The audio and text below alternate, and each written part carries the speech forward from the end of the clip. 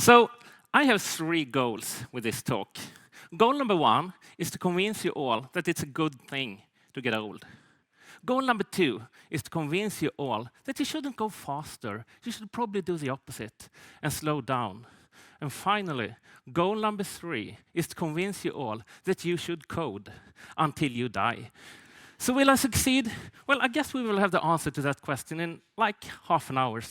And about that time, this was originally a 1-hour talk. So I could either talk twice as fast, sound like a Smurf, try to squeeze it all in, or I could cut stuff out. And I actually cut stuff out. So if you want to get into details, have more questions, etc., please go grab me after the talk. So welcome. I am Tobias Modig, a consultant at Ceteris here in Stockholm, and this is Get Old, Go Slow, Write Code. And this will be an interactive talk, so have your mobile phones ready. And no worries if you missed the link now, it will get back later in the talk. So let's get going. And like 20 years ago, I worked at this big travel company here in Stockholm, and we were like 15 developers who were placed in this big room, working with their public website. But in the corner of the room, there was 2 odd fishes, 2 grumpy old men. And one of them actually coughed so loud, so everyone took shelter under the desk each time, hiding from what we thought was like the World War III oncoming. And those 2 old men, they worked at a different system. I believe it was some kind of like maintenance system. And it had this really old-fashioned UI, like taken directly from war games. And the programming language, I know it wasn't Python, and it couldn't have been C, because both of them lacked, this big C developer beards. So I guess it was like Fortran. But one day, they were gone. The system was replaced. They had become irrelevant, like dinosaurs from a past time. And as far as I know, both of them went straight to retirement. But still, I must admit that I do admire those 2 old men, because they stayed on with their passion, writing code until the bitter end. So those 2 old men, they have in some way been like my mental model about how it is to get old as a developer, not just physically, but also when it comes to skills. But back to the main question, what is old? And I will actually ask you that question. So now it's time for the mobile phones. So browse into menti.com and use the code 2571020, or just use the QR code.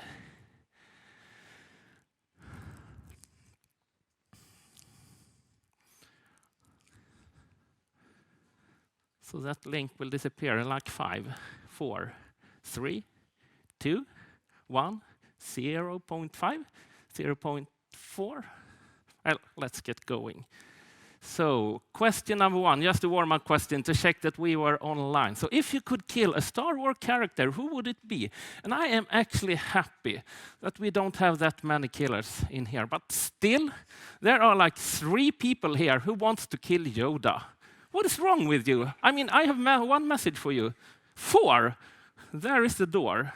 But still, like Jar Jar Binks, Yoda ratio, quite good. So maybe we should just move on with the first real question. So it should be an easy one. What is your age? Are you 0 to 20, 21 to 30, 31 to 40, 41 to 50, older than 50? And yeah, quite clear winner here.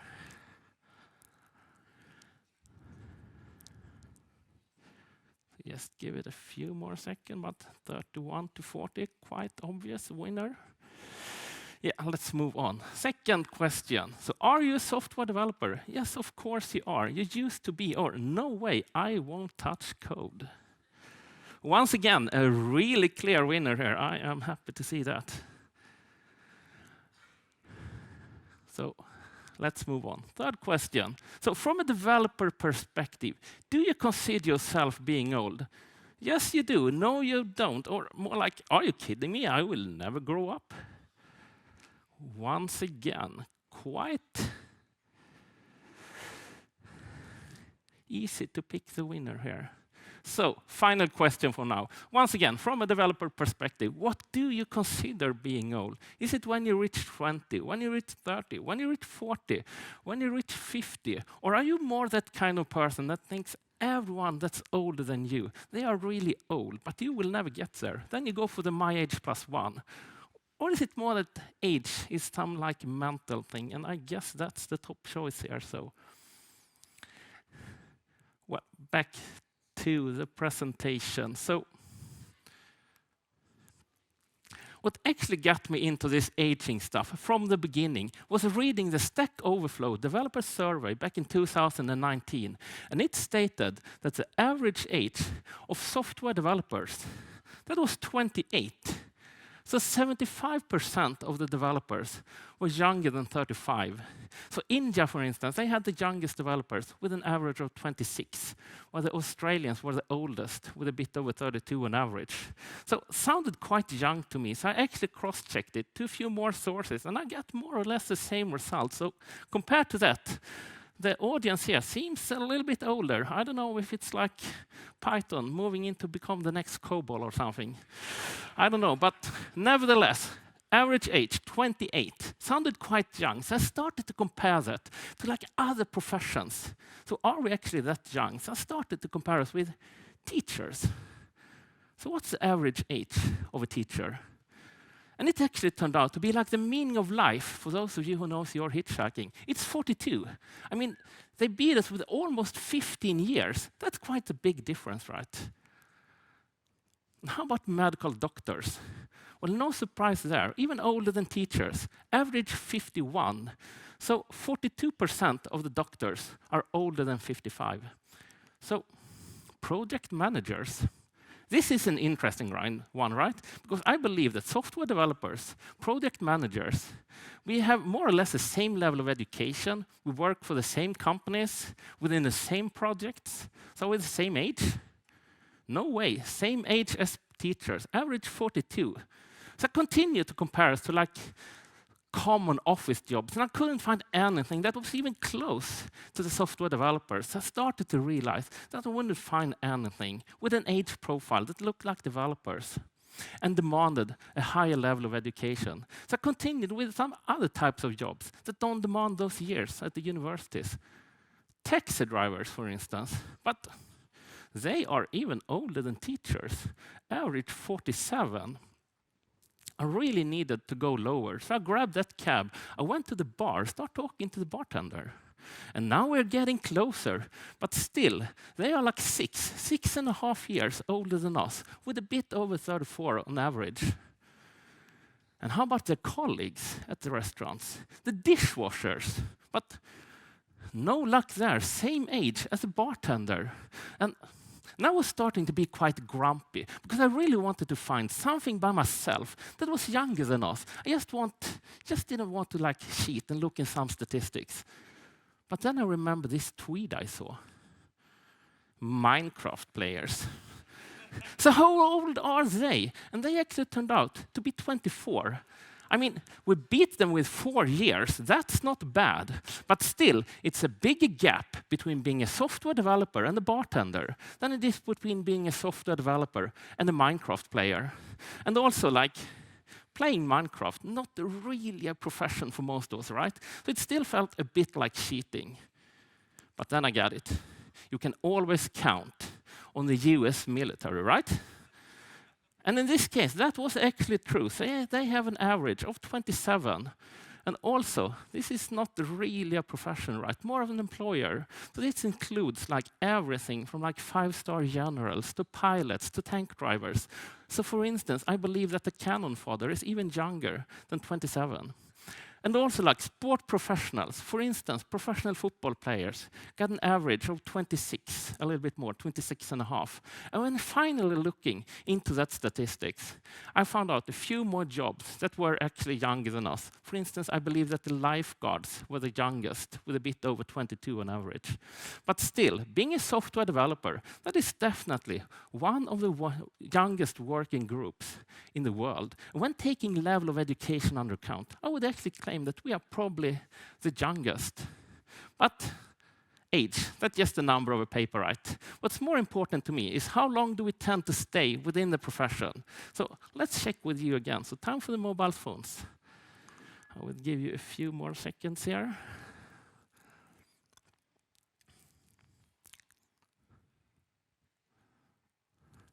Yeah, so question.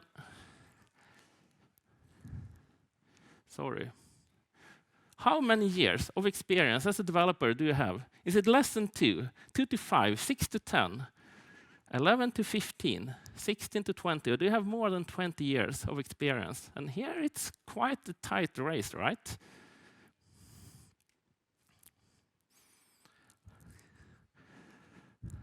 So second question. So what was the age of the best developer you have ever worked with? Was he or she less than 20, 21 to 30, 31 to 40, 41 to 50, or older than 50?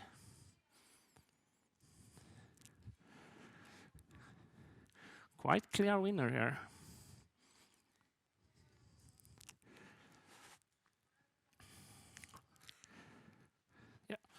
So if you take a wild guess, how many years do you think you will continue being a developer? Is it that you are actually not a developer? Or is this your final year? Do you think you will be coding for 1 to 2 years, for 3 to 5, for 6 to 10? Do you think you will be coding for more than 10 years? Or will you actually code until you die? And let's just cross our fingers that that last option is actually like longer than the rest of them. I can't guarantee that. So clear winner here, that is good. So, once again, this audience, a little bit more experienced than the rest of the world, because the expected number of years to stay as a software developer, that is 8. So after 8 years, the average developer moves on, quits, start doing something else. And I don't think that's good. I believe that we are replacing the developer tribe way too often, throwing competence right at the scrapyard. So why is that? Are people using being a software developer as some kind of like bouncing pad towards other professions? Or are we scaring them away? Once again, back to you. What do you say?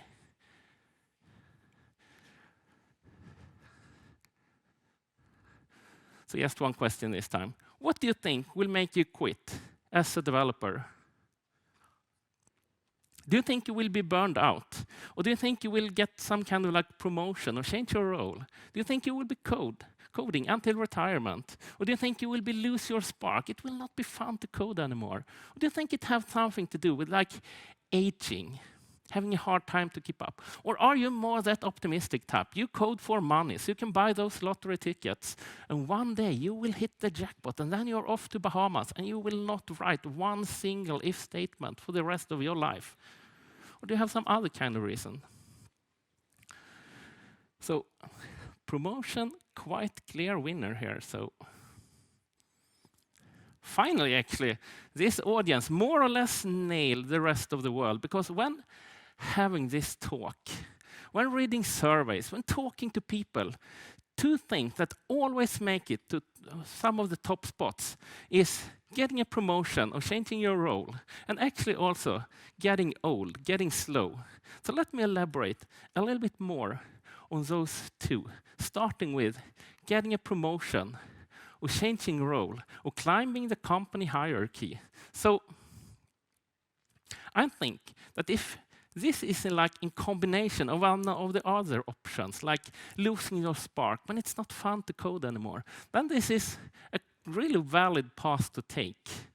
I mean, you know the organization, you have a great fallback option to move back to coding if that new role wasn't something for you. But if you're more after like raising that salary or getting a role with more status, then I don't know. I mean, I actually stepped into this trap myself once. So I was flattered, but also surprised when I was offered to become head of development at this .NET place.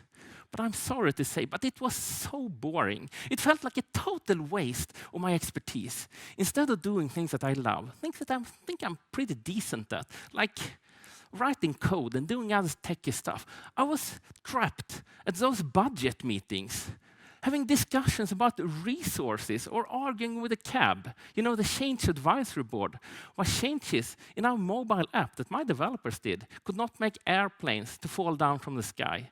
You might think that was a bad joke, but it's actually true. I once had a discussion to this group of hopefully quite smart people why changes in our mobile app could not make airplanes to crash. But did I do a good job as a manager? Well, I believe my teams liked me, and I was pretty good guarding them from like the insanity of company administration. But I was probably not as sharp from any other point of views. And I guess most of us have seen this. Just because someone is a great developer, that person will not automatically become a great manager or a good project leader or even a decent agile coach. I would actually claim that the opposite is probably just as common. And there is actually a term regarding this, stated in the late 60s by Lawrence J. Peter and Raymond Hull, and it's called the Peter Principle. And the Peter Principle states that a person who is competent at the job will earn promotion to a more senior position, which requires different skills. But if the promoted person lacks the skills required for the new role, then they will be incompetent at the new level, and so they will not be promoted again. So people will be promoted until they reach their level of incompetence, and there they will stay being incompetent. In best case, until they get fired. In worst case, forever. And this will eventually lead to what's called the Peter corollary. So in time, every post tends to be occupied by an employee who is incompetent to carry out his duties. So according to this, we have organizations, companies out there where more or less everyone is incompetent at their job. Of course, this is a bit satirical, but it got a touch of truth in it as well. And here we have what I usually try to call the expected software developer life cycle, where we developers, we should start as a regular developer, but after a few years, we should try to move on, take the next step, maybe become a team lead or a tech lead. And after that, we should continue climbing, become a project leader, an ivory architect, and finally, some of us might reach nirvana and become a manager. To me, that's mostly trying to push people from being competent to being incompetent. And we have known this for like 50 years. And still, this is one of the most common reasons for developers to quit. I mean, there are even courses in turning from developers to manager. I think this is whack. I think we need to address this. So any manager seeing this, could you please stop trying to push your 10x developers into like 0.4x administrators? Instead, give them a decent salary, reward them continuously, and let them keep on doing what they do best, writing code. But how about the other big reason for developers to quit? Getting old, getting slow.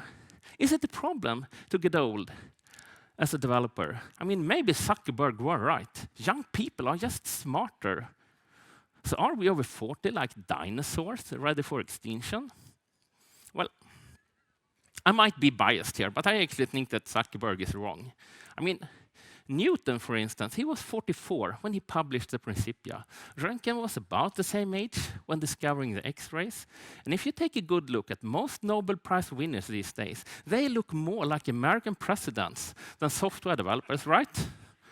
And also remember that poll we did some minutes ago. The best developer you have ever worked with, was it 31 to 40 that was in top? So no, I don't think that people get stupid when they get old. But still, I believe that oldies, we need to remember to stay relevant. We shouldn't be like comfortable in what we are doing. We shouldn't paint ourselves into the corner like the old man that used to cough at my previous place. So when getting old, don't niche yourself too much. Try to be a generalist as well. Continue to working on that competence, because you never know. You might need to change your job one last time, even if you're like 64. But how about the slowness? Well, I would actually claim that slow is good. I believe that we need to slow down. Slow is good. Don't think about this as something bad. And actually, I realized that way smarter people than me had more or less the same ideas. Or how about this tweet from the TDD guru, J.B. Rainsberger? Worried that TDD will slow down your programmers? Don't. They probably need slowing down. Or this one from Lemmy, the guy who cracked the MacBook some years ago. Going fast without control could be the biggest enemy of software development. Still not convinced? Joshua Karievsky, father of modern agile, we slow down in order to gain better balance and control. Ultimately, this kind of slowing down helps us speed up. Slow is smooth, and smooth is fast. So what is speed?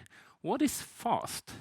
Well, I believe that too many people mix up rushing with speed.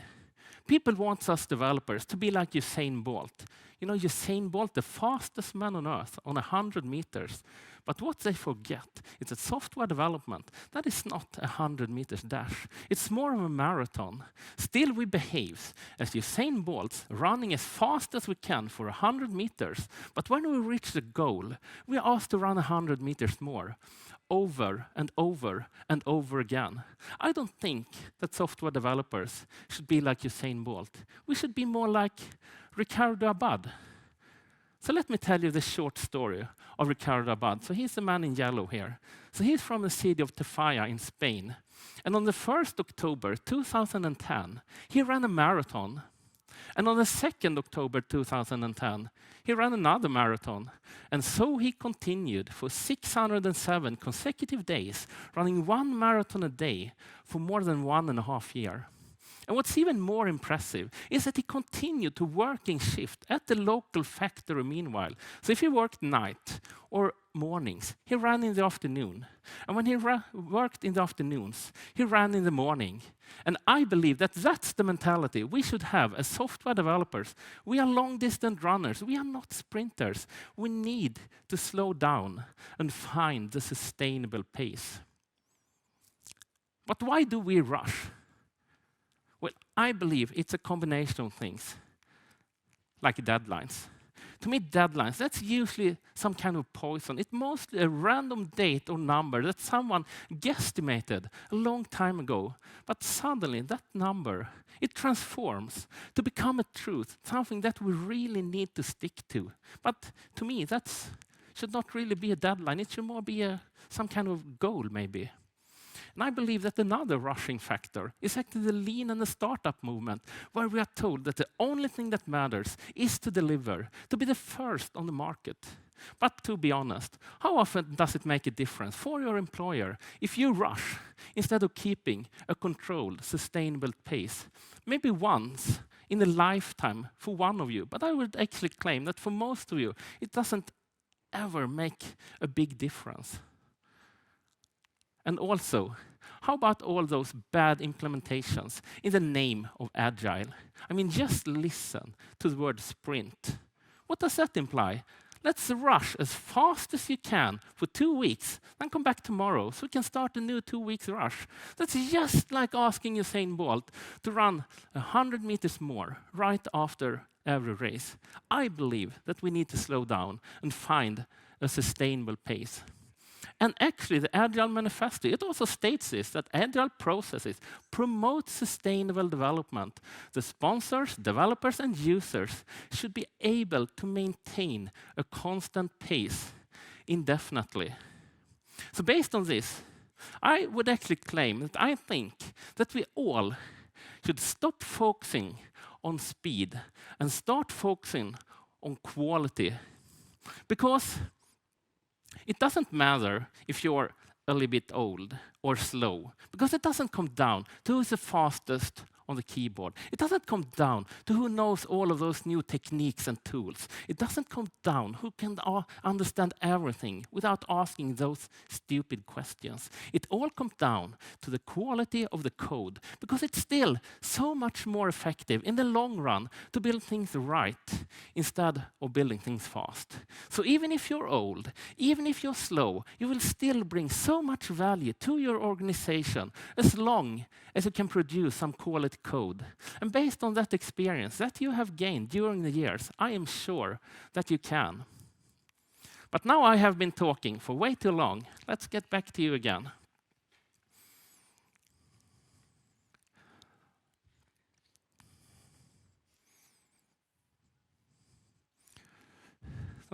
So how often do you feel stressed about deadlines? Is it all the time? Is it often? Almost never or never?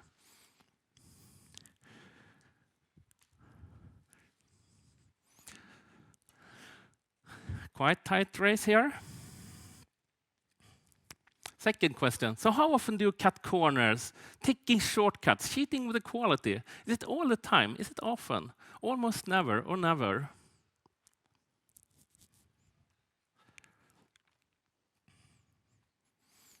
And final question for now. So why do you cut corners? Do you feel pressure from management to deliver? Or do you feel pressure from your team to deliver? Do you feel pressure from yourself to deliver? Or is it more that quality is boring or even unnecessary? Don't you even know what quality means? Do you have some other kind of reasons? And we actually have like 11 superhumans in here that don't cut those corners. 12, that's impressive.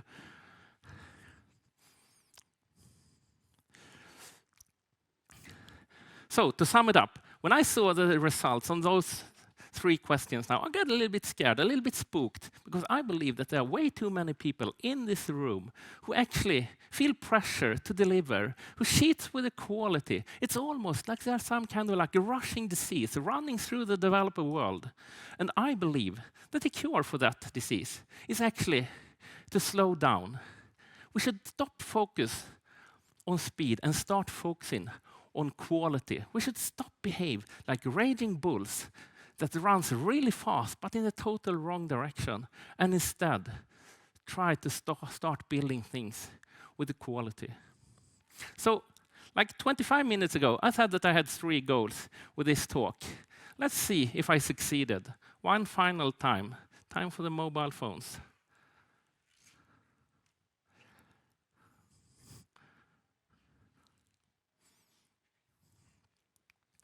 So you will now go home and take the course, Developer to Manager, or will you actually slow down? Maybe you should just rush a little bit harder. Or will you promise yourself to keep on coding? Maybe you should play some Minecraft just to raise that average age. Or maybe you should work on your competence, learn something new, like Fortran.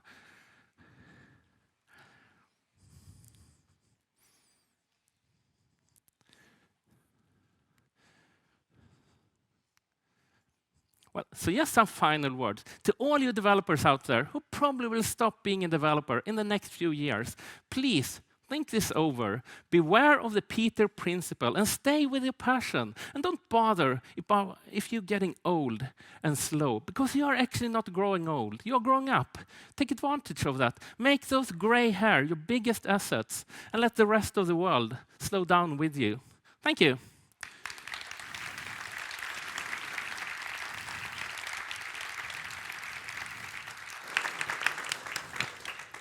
So comments, questions?